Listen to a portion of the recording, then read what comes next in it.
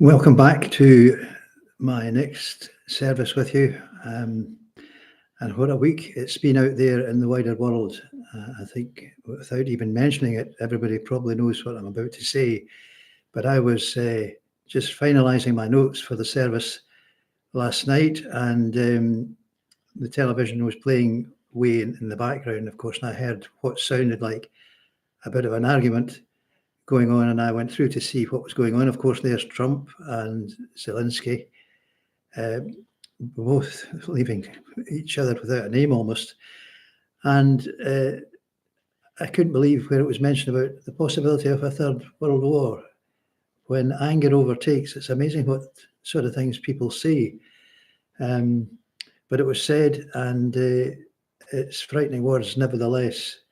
So there we are. I come to you with almost fear and trepidation as to what could go wrong and what could happen in the world today, but we've known that for a long time. But there we go.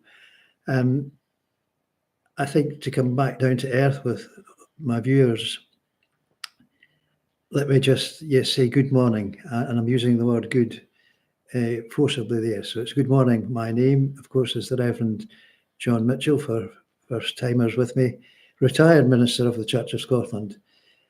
And well, I got some notes together last night about what was going on, and I did say that much has been happening in the world of politics. Of course, this last week, the word peace has been on the lips of many as leaders seek ways to move toward an end of hostilities. Thankfully, we live with God by our side. Our prayers, never a waste of time, but a source of strength and a source of guidance. And our prayers have so far brought us to a point close, and we are close to being at peace with each other instead of anything else. But life is precious.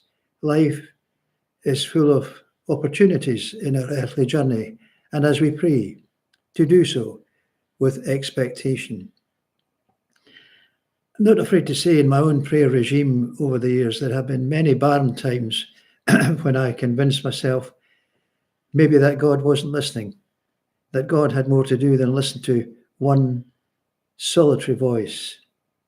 So your prayer time begins to dry up, and along with it, so does your faith.